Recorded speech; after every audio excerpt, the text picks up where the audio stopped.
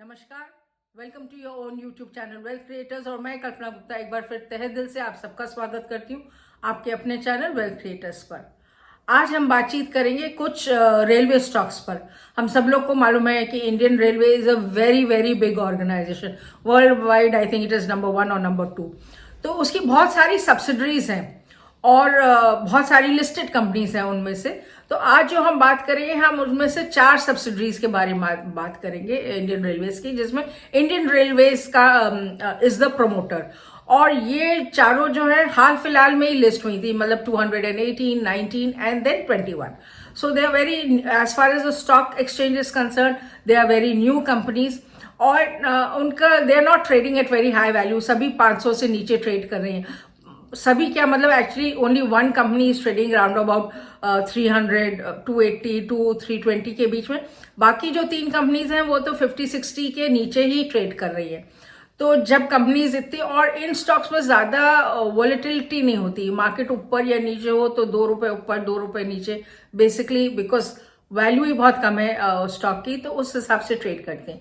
तो हम इन स्टॉक्स के बारे में आज क्यों बात करेंगे, तो एक तो ये क्योंकि कुछ लोग ने, आई वाज गेटिंग रिक्वेस्ट की somebody said राइट्स पर बना दे, somebody said IRFC पर एक वीडियो बनाए और इरकॉन पर बनाए। So I thought I club them all together.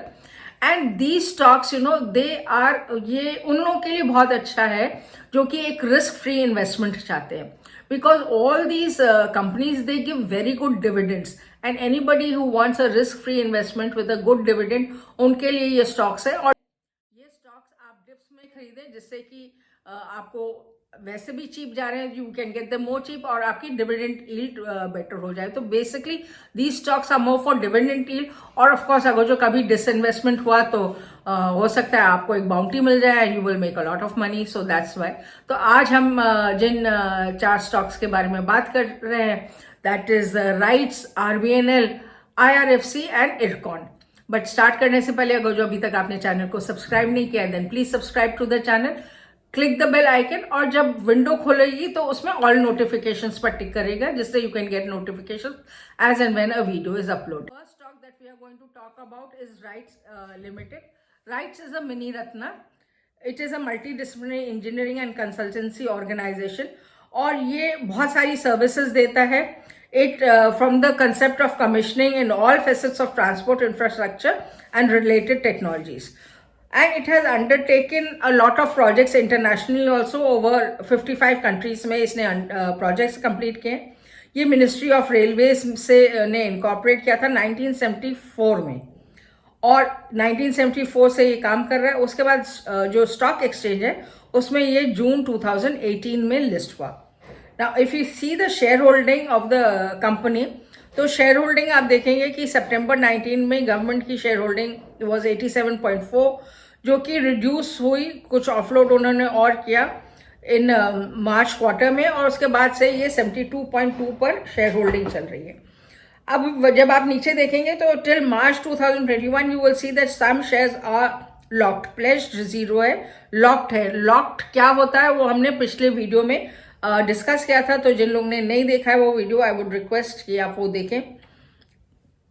Foreign institutional investors का almost it's only 1.1%, which is almost nil we can say investment. Domestic institutional investors का ठीक है 16.5% है, और पब्लिक का 10.2। So this is the share holding pattern. Now we come to the half yearly results. तो half yearly results अच्छे हैं इसके, net sales good. Of course सितंबर 20 में कम हुआ था, बट इफ यू सी सितंबर 21, तो सितंबर 20 से अच्छा बाउंस बैक किया है। तो sales is not an issue, sales is good, and the net profit is also okay. From 190 in September 20, it has increased to 233.60 in September 21. Cash flows also, if we say net cash from operating activities, वो ठीक ठाक है, 134, 266, 468। तो cash flows increase कर रहे हैं, और cash and closing cash and cash equivalent is also okay. और इस ये जो है राइट्स जो है, दिस ऑफ कोर्स इसका जो हाई था दैट वाज 330, जो अपर कट था, अभी ये करीब 270 और 280 के बीच में ट्रेड कर रहा है। 52 वीक हाई इसका 318 था और 52 वीक 232 था. Now, if we see the PE ratio, the PE is only 13.76 और सेक्टर PE 25.94. तो ये इस वक्त जो है बहुत चीप ट्रेड कर रहा है. अगर जो PE रेशियो इतना कम है, it means it is at a very cheap value. It is going. EPS is okay. Book value is 103 and face value of the share is 10. Now, if we come to the financial ratios, it is a zero debt company. There is no debt. Current ratio at 1.60 is very good. Normally, current ratio 1.33 होती है. If we come to the net profit margin and return on capital, तो वो भी अच्छा है 23.61 and 20.87. तो अगर जो हम राइट्स के बारे में बात करें तो इसकी सेल्स भी अच्छी है, इसकी प्रॉफिट मार्जिन्स भी अच्छे हैं और इसके it's a zero debt company. So everything about this, cash flows भी ठीक है. So this is a company which you should keep on your watch list. इसके फाइनेंशियल्स अच्छे, there is nothing per se negative about it और अभी ठीक ठाक rate में मिल रहा है, बल्कि चीप ही मिल रहा है. तो now we come to the next company which is RVNL और राष्ट्रीय विकास निगम लिमिटेड. RVNL के बारे में अब बात करेंगे तो RVNL जो था वो 2003 में इनकॉर्पोरेट हुआ था, of course by ministry of railways, और उसका बेसिक ऑब्जेक्ट था project development, mobilization of financial resources and implementation of rail projects. अब इसमें मेन चीज ये थी कि ये एक्स्ट्रा बजटरी रिसोर्सेज को मोबिलाइज करेगा to complete its project execution. तो this company executes all types of railway projects और new lines, railway electrification, metro projects etcetera. और RVNL लिस्ट हुआ था स्टॉक एक्सचेंज पे इन अप्रैल 2019. Now share holding again in this, government की share holding बहुत है. इन दिसंबर it was 87.8 और अभी दिसंबर 19 में 87.8 और दिसंबर 21 में 78.2. Again if you will see there are large number of shares locked. वो वेरिएशन होता रहता है जैसे जैसे सब्सिडरीज होती हैं. Foreign institutional investors almost negligible है एट 0.9%. DIs भी 8.6 पर है. पब्लिक में इसमें 12.3 है. Now coming to the half yearly results of RVNL. Half yearly results, as I said, for all the subsidiaries are good. September 19 में इसकी sales थी 6,610 and in September 20 because of COVID it became 6,093, but in September 21 it has really bounced back and it has clocked a sale of 7,894, which is really good. Even if we see the profit in September 21, the profit is 433.43, which is much more than the profit in September 19. तो September 19 क्योंकि एक normal year था तो उसका base अगर जो हम लेके चले तो we will see that it has come at par. So both the sales and the net profit are good of the company. Coming to the cash flows, the cash flows in 19 and 20 were negative, maybe because it does big projects, so there could be time for it to get the realization. But in 21 the cash flows from operating activities was good at 656. And if we come to the closing cash, of course in closing cash in 2021 the closing cash is slightly high, क्योंकि as we say कि cash होना चाहिए but बहुत ज़्यादा नहीं होना चाहिए. At 1,416, I feel, my personal take is that the cash should have been invested somewhere, because cash does not give you earn income for you. Now, if we come to the other parameters, iska high was 37.65, low 36.50. Basically, it trades between 35 and 37. The 52-week high was 44.80 and 52-week low was 26.35. Now, earning per share is very low at 5.30. PE is at 7.09, जबकि sector PE 43.21 है. तो अगर जो आप उस हिसाब से देखें तो इस रेट पर ये बहुत ही चीप मिल रहा है आपको. और जो सेक्टर PE का मतलब जो इसके जैसे पियर ग्रुप है उनका क्या प्राइस टू अर्निंग है, that is 43.21 and this is only 7.09. So, and even the book value per share is 26.70. So This can be in your watch list. Everything is good about it, and it is apparently it is trading at a very low level. Now financial ratios, if we see the debt equity ratio is 1.05. तो इसमें debt equity ratio होना is nothing to worry about, because even when we see जो उसके core parameters were there कि it has to mobilize resources for execution of its projects, और इसलिए of course it would have taken some loans or something, so debt equity ratio, but at 1.05 it is nothing to worry about, because in large infrastructure projects the debt equity ratio normally goes up to 2.5. Current ratio at 3.57. Like I said, the cash in hand was too much. Normally current ratio is 1.33 and 3.57 is slightly high. Now operating margins and net profit margins, ये कम है. At 7.83 operating margin and net profit margin at 6.11 is less, needs to be improved. हालांकि net profit margin improve हुआ है from 6.03 in 19 to 6.11, और बहुत ही marginal improve हुआ है. So this needs to be improve. But by and large अगर जो हम देखें तो RVNL जो है उसके भी सेल्स और उसके parameters are quite okay, and one can keep it under one's watch list.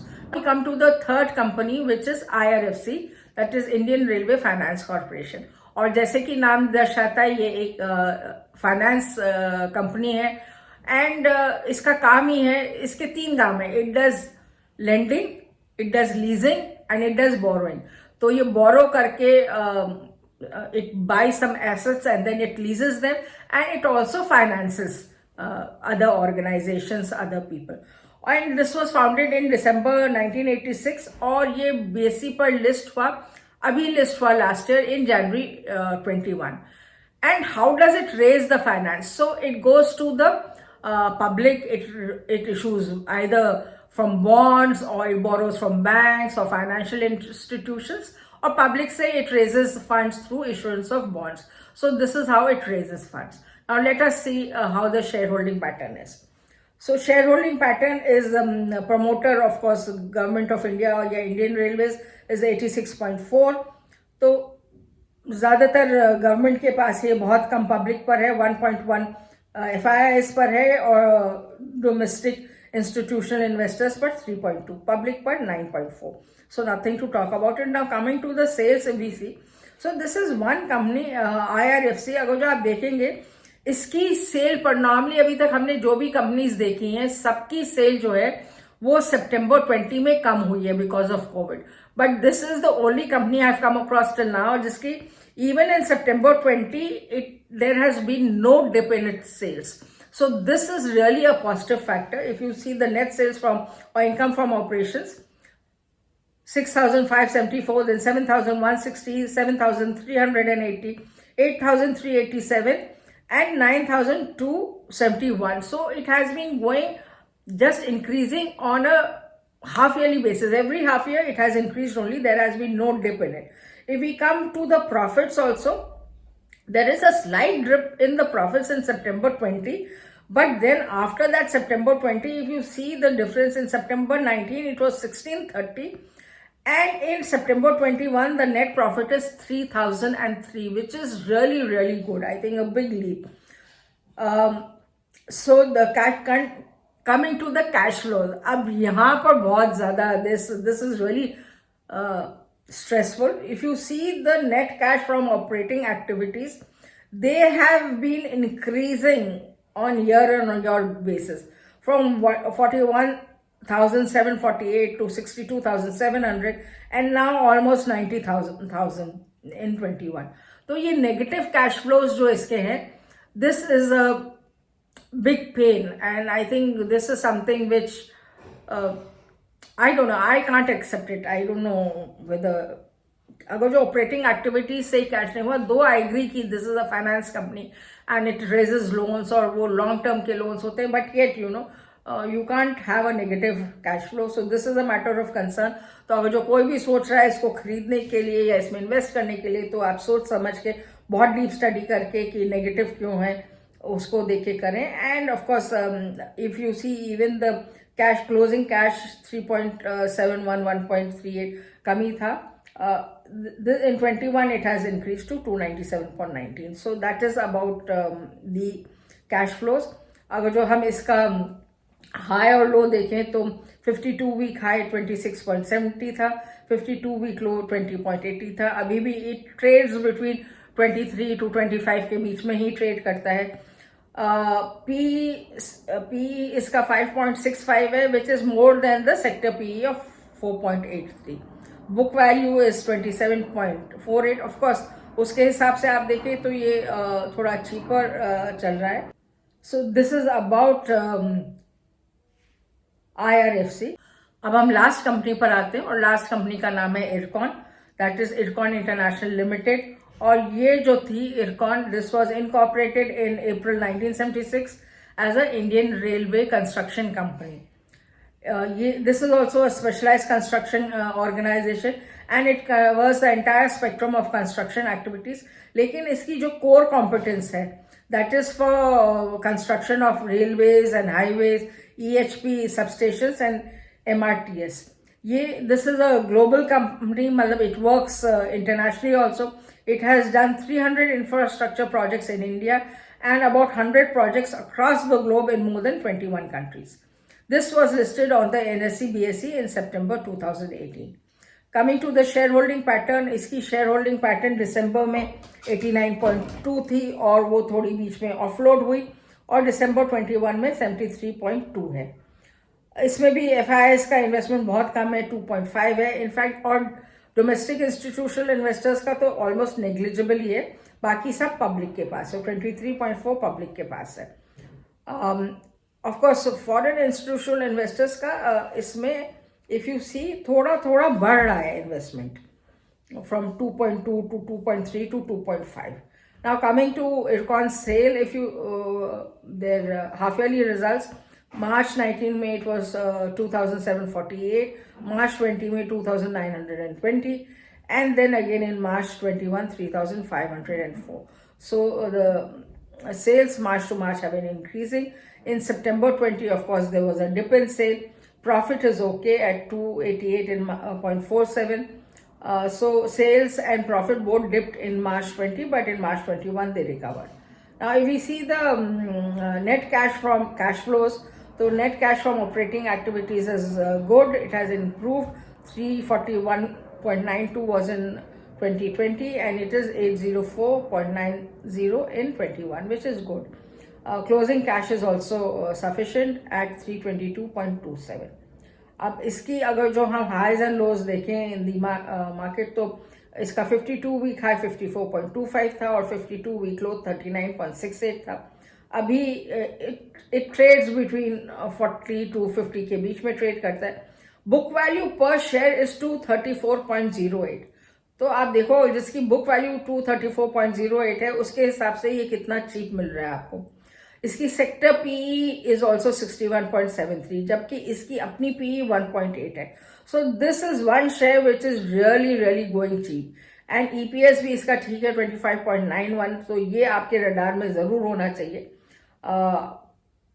The valuations मतलब I don't know why the market has not given it's real value, but this is it. Current ratio 1.21 है, थोड़ा कम है but it's okay. Now coming on the net profit margin and return on capital employed, ये दोनों कम है, they can be further improved. It is 8.18 and 11.81. तो ये return on capital employed और net profit margin जो है ये थोड़े कम है. They can be further improved and should be improved, but बाकी सब फाइनेंशियल्स ठीक है. Now just to give you a brief about the dividend paid by the company in the year ending March 21. Rights का dividend जो declare हुआ वो 130% था. RVNL declared 15.80%, IRFC 10.50 and IRCON declared a dividend of 150%. So this is about the dividend. So this is all about the 4 companies जो हमने railway stocks की बात की थी जो कि they are going cheap in the market. But जैसे हमने कहा कि ये स्टॉक्स जो है they are high dividend paying stocks, और आपको मार्केट में सेफ एंड सिक्योर है, कुछ ज्यादा ऐसा नहीं है कैपिटल एप्रिसिएशन होएगा unless some thing happens presently. So I hope you have liked this video. This video was made only for sharing knowledge. It is not a recommendation to buy any of these stocks. अब जो आपको कोई ठीक लगता है तो आप financial adviser से बात करके और फिर बात करिए, क्योंकि सबका रिस्क परसेप्शन, टाइम होराइजन सब कुछ डिफरेंट होता है. These are safe investments I can only say, और इतने चीप जा रहे हैं. तो thank you for watching this video. अगर जो आपको ये वीडियो अच्छा लगा है तो इसको लाइक, शेयर और सब्सक्राइब करें चैनल को. Look out for the next video. Till then see you. Happy investing and take care.